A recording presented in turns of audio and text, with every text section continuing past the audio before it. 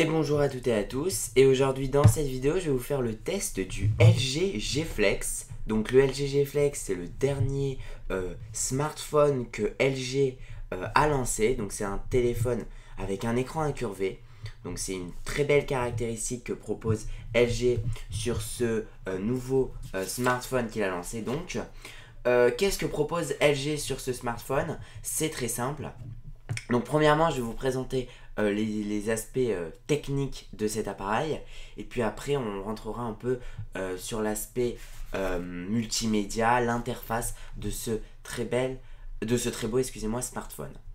Donc premièrement, ce smartphone a un écran, on pourrait appeler ça POLED. Donc pourquoi POLED? Parce que l'écran est en plastique mais a un écran incurvé OLED. Donc c'est un écran incurvé OLED, mais on pourrait appeler ça de POLED. Donc c'est un peu la caractéristique que l'on retrouve dans beaucoup de tests sur internet. Donc vous pouvez voir que l'écran est vraiment sublime et que cet iPhone est incurvé.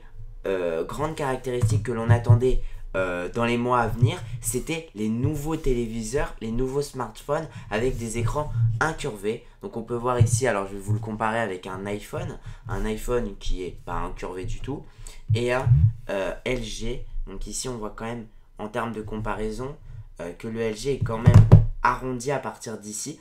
Donc c'est quand même une belle chose de leur part. Voilà donc.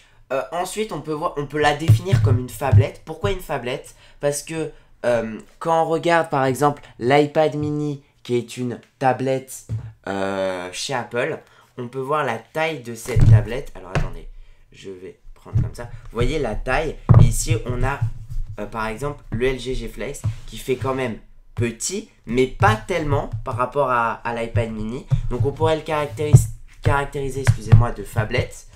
Et donc voilà. Ensuite j'avais fait un déballage dans une dernière vidéo que vous pouvez retrouver sur ma chaîne YouTube, où je vous avais montré donc ça avec les différentes choses qu'il y avait dans la boîte. Et ici on peut se rendre compte que LG a fait quelque chose de plutôt sympa que je voulais vous remontrer dans le test. C'était que la boîte elle était adaptée. C'est quand même quelque chose de rigolo. Bon bref, c'était pour vous montrer quand même que c'était incurvé. Ensuite, qu'est-ce qu'on peut retrouver sur ce téléphone en termes de test, parce qu'on est quand même dans une vidéo test. Il y a une définition d'écran de 1280 par 720, donc c'est quand même une belle définition, mais bon, qui peut un peu gêner certaines fois, dans certains cas, excusez-moi, sur internet. Quand on regarde des vidéos, des fois c'est pas très pratique en fonction du support. En revanche, pour ce qui est de la puce mobile, on a quand même quelque chose qui va très rapidement.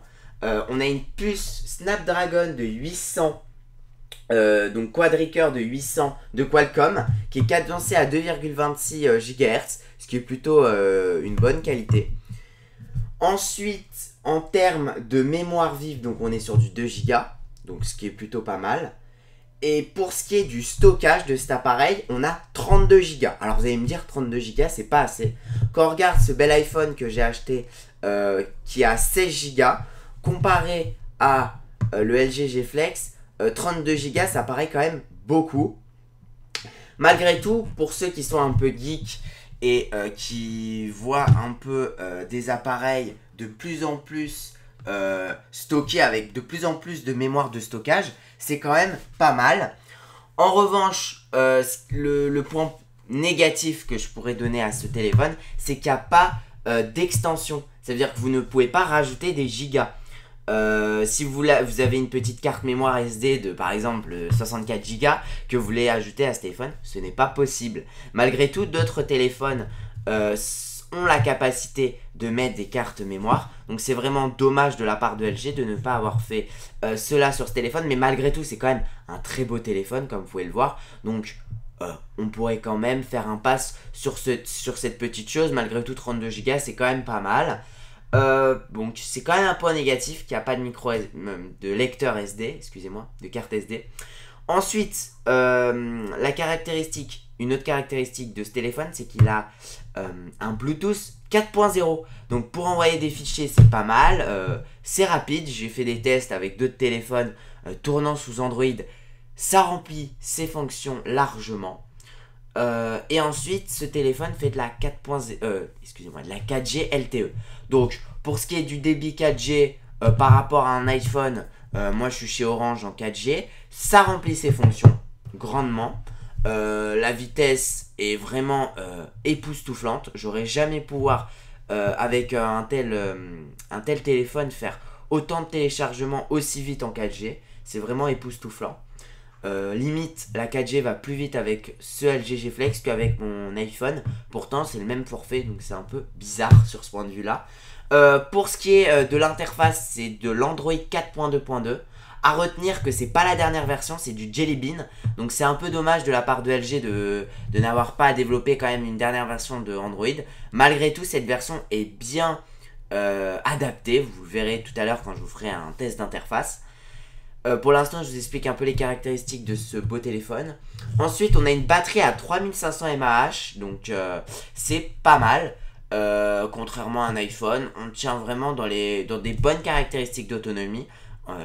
Contrairement à d'autres téléphones comme du BlackBerry Q10 que j'ai déjà testé, ça remplit quand même ses fonctions.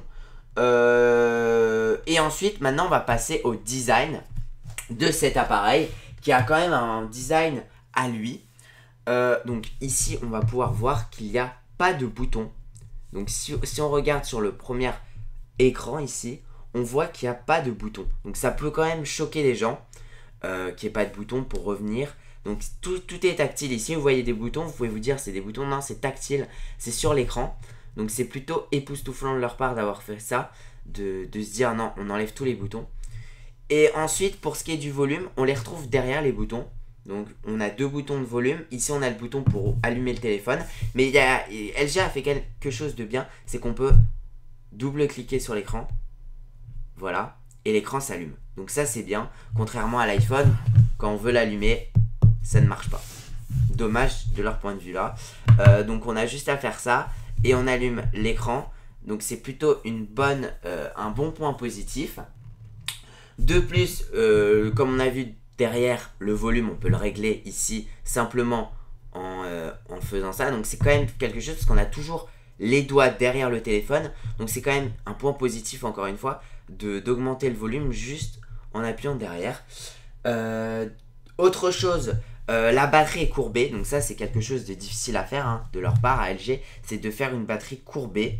Donc là c'est rigolo de se dire ça. J'aimerais bien démonter le téléphone pour le savoir. Mais bon, vu qu'on me l'a prêté, j'ai pas trop le droit de le faire. En plus, ici, on a un haut-parleur derrière qui est quand même d'une bonne qualité que j'ai pu tester. Quand on le tient, ça gêne pas trop parce qu'il est là, donc on entend quand même. Et quand on le pose, le haut-parleur fait quand même... le son sort quand même. Donc ça, c'est un point positif encore une fois. Ils auraient pu faire quelque chose, on n'entend pas quand il est posé. Donc ça, c'est bien. Ensuite, les finitions. Je sais pas si vous pouvez le voir à l'écran, mais elles sont vraiment excellentes. Les finitions sont vraiment belles de cet appareil. J'aurais jamais pu croire que LG puisse faire des finitions semblables, même si leurs téléviseurs sont vraiment de très bonne qualité. Donc là, je sais pas si vous le voyez très bien, mais les finitions sont vraiment excellentes. La caméra, alors on peut parler de la caméra quelques instants. Alors attendez, faut que je retrouve mes notes. La caméra, elle a combien de pixels? Alors ça, je vais vous le dire. Ah oui, excusez-moi. Donc la caméra, elle a 13 mégapixels. Donc c'est quand même correct. Et elle fait des vidéos nettes quand on veut faire de la vidéo. En 1080p Full HD. Alors, est-ce que c'est aussi bon qu'un iPhone 5? Peut-être pas. Alors, c'est très dur de comparer quand c'est de la vidéo parce que c'est pas toujours le même angle de vision, la même chose qu'on veut filmer. Mais c'est vrai que la caméra en Full HD à 1080p, je vais vous mettre une vidéo dans cette vidéo, elle remplit quand même ses fonctions. On n'en attend pas plus parce que quand on veut faire de la vidéo, c'est surtout filmer ses amis, filmer des choses qu'on voit quand on est dans la rue par exemple. Et c'est peut-être pas des choses qu'on a envie d'avoir. Enfin, comment expliquer? C'est quand même, là on pourrait rentrer dans de la philosophie, mais ce que amène cette caméra du 1080p en Full HD, on attend ça et on l'a. Donc franchement c'est full job, elle remplit son travail. Rien d'autre à dire sur cette caméra. Elle fait des photos de bonne qualité. Bon, l'écran est grand, donc des fois ça pixelise un peu. Après, c'est sûr que quand on le met sur l'ordinateur, c'est moins pixelisé. Bon, après, elle remplit son travail. Donc, pour ce qui est de la caméra, je mettrais, par exemple, si on mettrait une note sur 10, je lui mettrais quand même du 7 sur 10, voire 8 sur 10, quand il y a des champs de vision qui sont pas mal. Donc, voilà. Ensuite, j'ai pas fini. Maintenant, on va passer à l'écran, parce que l'écran et le design, je vous en ai pas trop parlé. Je vous ai pas trop monté l'interface de ce bel appareil. Donc ici on va ouvrir l'appareil, donc vous pouvez voir que sur l'écran d'accueil c'est beau, on a une interface qui est plutôt jolie et en fonction de la position de votre appareil, un peu comme sur l'iPhone, l'écran bouge. Donc là on va l'allumer l'écran, on voit ici que on a plusieurs écrans, donc ça c'est Android, hein, vous devez connaître j'espère, on a plusieurs interfaces et c'est plutôt joli. Comme vous pouvez le voir ici, on peut personnaliser les angles. On a juste à rester appuyé. Et on peut genre changer la place. Donc ça c'est pas mal. Moi j'étais habitué quand même à iOS. Donc iOS c'est pas ça du tout. Vous pouvez rien personnaliser du tout à part le fond d'écran. Et voilà, ça s'arrête à là. Après, bon, si vous le jailbreakez, vous pouvez aller plus loin. Mais c'est rare. Et donc ici, on peut voir quand même qu'il y a une belle qualité d'écran. Ça fait de belles images. Et par contre, il y a un petit point négatif de l'écran, c'est que il y a des fourmillements. Comment dire ça? Ça veut dire que quand on zoome bien l'écran, je ne sais pas si vous pouvez le voir, mais ça pixelise un peu. Donc si on reste braqué sur une icône, on peut voir que la qualité n'est pas au plus haut. Contrairement à un iPhone où Apple a fait son travail et a mis un écran de vraiment bonne qualité. Mais bon, après on pourrait se dire que quand même l'écran est incurvé, c'est un des premiers incurvés. Donc bon, l'écran peut pas être de très bonne qualité non plus, malgré tout. Donc c'est un peu normal de leur part d'avoir fait cette chose. Donc voilà, il y a un petit défaut. Et en plus quand on rentre dans une application et on la quitte, il y a une latence. Et vous pouvez pas le voir à l'écran. Je peux pas vous le montrer. C'est trop compliqué à expliquer. Mais par exemple, si je rentre dans le Play Store et je veux quitter le Play Store, moi, je vais encore voir le Play Store. C'est-à-dire qu'il y a une petite latence de 5 secondes de l'écran et on va avoir l'image d'avant affichée. Donc, il y a un changement d'image qui est quand même un petit point négatif. Maintenant, on va passer à l'interface. Donc, 4.2.2 de Jelly Bean, qui n'est pas la dernière version, c'est quand même un point négatif de leur part, je trouve quand même. Internet est plutôt fluide, le navigateur est plutôt fluide, bon là c'était, excusez-moi, Tap Chrono, il y a une vidéo que vous pourrez retrouver. Le navigateur est plutôt fluide, les vidéos quand on les regarde, elles sont plutôt de bonne qualité je trouve. Si on regarde par exemple une vidéo de Cyprien, rapidement, voilà, vous voyez que quand même la qualité de l'écran est plutôt de bonne qualité. Vous voyez que c'est rapide, c'est fluide. On peut revenir à l'écran rapidement sans pour autant avoir des latences. Switcher, ça c'est vraiment une bonne qualité je trouve de l'appareil. C'est que tout ce qui est multitâche, ça va très vite. Là regardez, là j'ai mis des applications en multitâche. Et là regardez, quand je regarde, il y a vraiment une bonne réactivité. Contrairement à l'iPhone en multitâche est moins rapide que le LG. Donc c'est un point fort du LG G Flex. Les boutons sont réglables, donc on peut régler des boutons. Le multitâche est de vraiment de bonne qualité comme je vous l'ai dit. Comparé au dernier Samsung, le LG G Flex est au plus haut. Donc ça veut dire qu'il est vraiment, il atteint des caractéristiques vraiment élevées. De plus, la qualité de l'haut-parleur que je vais parler remplit son travail. Est-ce que c'est de la très bonne qualité? Peut-être pas, mais ça remplit quand même son travail, contrairement à d'autres téléphones comme l'iPhone. L'iPhone n'a pas une très bonne qualité d'haut-parleur, donc c'est un point négatif. Le LG G Flex a environ la même qualité, mais quand même les basses sont un peu plus élevées, et quand on écoute des musiques commerciaux, il y a une bonne qualité aussi. Pour ce qui est de l'appareil photo de devant, il est de bonne qualité quand même. J'ai pu tester des photos, ça rend quand même des photos de bonne qualité. Et l'interface est de plutôt bonne qualité. Alors on va faire quelques petites choses pour vous montrer. Non, on n'a pas de musique, c'est dommage. J'aurais pu vous faire écouter de la musique. Les messageries sont plutôt belles. quand on envoie des messages, regardez si j'envoie un message par exemple à moi-même. Allez, à Arthur, je sais pas qui c'est. Et j'envoie un message. Le clavier est quand même réactif. Donc je sais pas si vous voyez. Le clavier est vraiment réactif. C'est plus. Franchement, on peut plus s'adapter. On est plus adaptif, je sais pas si ça se dit, à ce clavier qu'un clavier sur iPhone. Clavier sur iPhone, le nouveau iOS 7 est quand même un peu difficile à gérer. Là, sur ce type de choses, c'est quand même facile à gérer. On peut facilement envoyer des contenus images, prendre une photo, vite fait. Hop, là je prends une photo. L'envoyer, ok. Et voilà, mettre une pièce jointe, faire envoyer. Et vous voyez que l'image, elle est plutôt de bonne qualité. Bon, là, on est dans un appartement, donc c'est un peu difficile. Mais vous pouvez voir que les applications sont réactives. J'ouvre une application, je veux la fermer. En plus, il y avait une possibilité, je ne me rappelle plus comment on fait, mais on peut mettre plusieurs applications dans la même. Donc, c'est-à-dire que là, j'ouvre ça et je peux faire un gestionnaire de tâches et mettre plusieurs applis. Donc ça, c'est quand même une bonne qualité, je trouve. Donc, voilà. Donc, dernière chose à vous dire, c'est donc le design. Le design est de très bonne qualité. Ici, on peut voir que pour le recharger, c'est très simple. Pour ce qui est de l'audio, bon, on retrouve ça, une prise jack comme sur tous les appareils mobiles. Le flash est quand même de bonne qualité. À peu près pareil qu'un iPhone 5S. De toute façon, dans la vidéo, vous avez dû voir des incorporations de vidéos, de photos. Donc voilà. Et qu'est-ce que je peux dire d'autre en plus?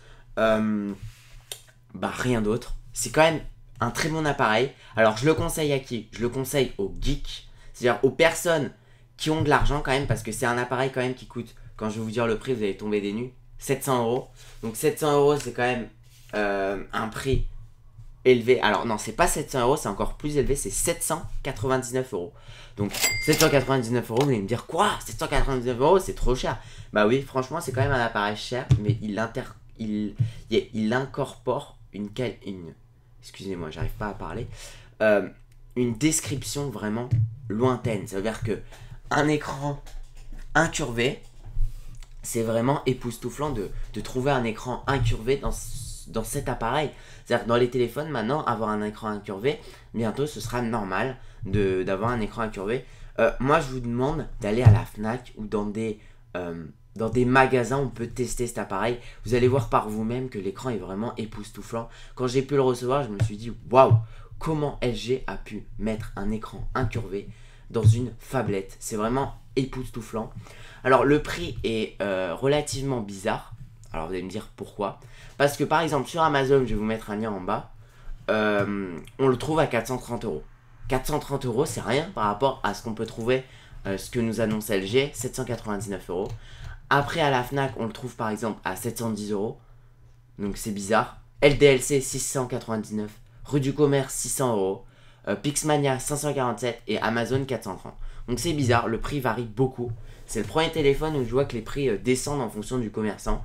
Donc je ne sais pas comment ils arrivent à avoir des téléphones aussi bas chez Amazon. Il en reste 8 à l'heure où je vous parle à 430 €. Je vous mettrai un lien en bas de la description. Voilà donc. Ensuite, je vais vous résumer un peu tout ce que j'ai dit dans la vidéo. Donc l'autonomie, c'est la dernière chose que j'ai à vous parler. L'autonomie est quand même d'une bonne qualité. 20 heures d'autonomie, j'ai pu voir en autonomie normale. Donc si on reste sur quelque chose de normal, on a 20 heures. 20 heures, ouais, c'est pas mal. Donc on a 20 heures d'autonomie en usage normal. Voilà donc. Pour les points forts, on a différentes choses. On a une autonomie qui est quand même de bonne qualité. 20 heures, c'est quand même pas mal. Ensuite, on a des performances qui sont élevées sur cet appareil. On a un design quand même beau, joli, époustouflant. Et des finitions quand même de très bonne qualité.